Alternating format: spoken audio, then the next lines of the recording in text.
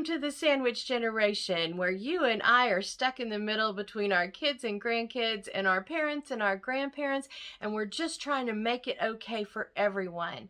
Today, I want to talk to you about something that is close to my heart. I want to talk to you about loving on the caregivers that take care of your parents. Let's chat. If you have a loved one in senior living, they have caregivers. They have caregivers that are there every single day, round the clock, taking care of whatever their fill in the blank need is. And I want you to know that if you have someone who is a caregiver in senior living, they don't make a lot of money. They make an absurdly small amount of money for the hard work that they do, but I understand that's our society. And also, the caregivers understand that. They know what they're getting into when they start here. And whenever I say they know what they're getting into, I want you to know that to be a caregiver, you have to have a heart for loving on seniors. You have to, because they could do something somewhere else. They could say, would you like fries with that? They could work at a deli. They could work at CVS. They could work at Walmart. They could do a whole lot of things, but for whatever reason, usually something personal to them that happen in their own lives, they have a heart for seniors and they want to love on your residents. They want to love on your parents and grandparents. And so they have chosen this as a profession, and they want to get to know your loved one. They want to do everything right for them. It is a rarity to find a caregiver who's not like that, because honestly, they could go work somewhere else that's easier. And so usually if you have a caregiver there, it's because they have chosen this as their profession and they genuinely care about your loved ones. Being a caregiver is also a thankless job. Most of the time in senior living, whenever you have a resident and there's a caregiver involved, the resident's not saying, oh, thank you so much, you've been such a godsend, blah, blah, blah. They're not really saying that a lot, because the loved one, they have their own bag of rocks, don't they? They're learning how to live in senior living. They're learning how to accept care, which is hard to do for most people. You know, they are sick, they're hurting, they actually need this help. And so most of their mind is focused on what they need. And I'm not saying that people don't thank them, they do. But the vast majority of the time, this is a thankless job for people.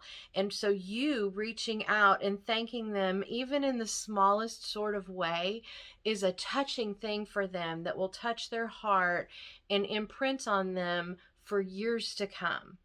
And an example of that is, I remember when I was a little girl, I think we've talked many times about how I grew up in a nursing home with my mom there.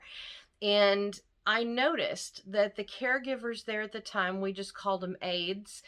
The aides at the time there, you know, we had some that were younger, but we had a couple of ladies there that were older themselves. I mean, as old as some of our residents, but they had chosen this profession and they had done it their entire lives. And I remember as a little girl, you know, one of them, their family would bring up preserves every year and give them to my mother as a nurse and give to caregivers that were taking care of their mom. You know, and they were picking plums off their own tree in their backyard. That tells you how old I am, that yes, people used to do highly personal things like that. And what a beautiful way to say thank you.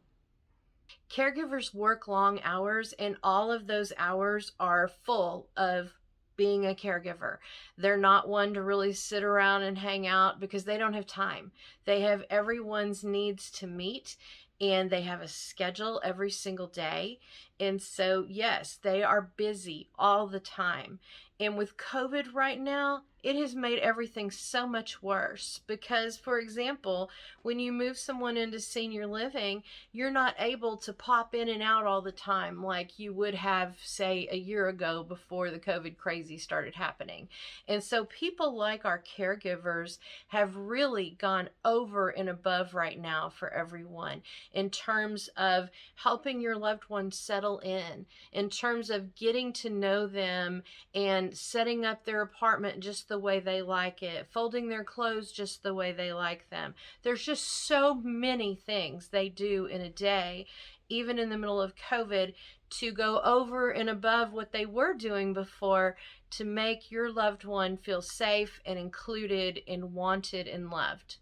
And another thing about COVID, and I'm doing this too, and everyone in senior living is doing it, is we're not really getting out in the community much. We're trying to stick at home as much as we can.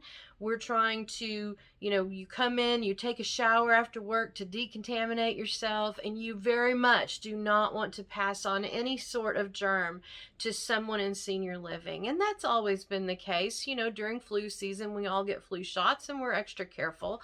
But this year we have that added COVID layer, and these people are really going out of their way to make sure that they are keeping your loved ones safe. So I say all that to say this. Caregivers, they need the love too. And it goes a long way for any kind of thank you or personal touch that lets them know that you acknowledge what they're doing. Granted, we know that you're paying them to do it. We do. And they do not need your thank you to do what they do. It is their job. And like I said, they've chosen to do it. But if you could give them just a thank you, or send them a jar of jelly at Christmas, or whatever it is you do, just as a small thing to thank other people in your community, please think of our caregivers, because they love your residents and they work so hard, and they are the thankless few that are really running everything for us right now and making sure that we're all safe and healthy.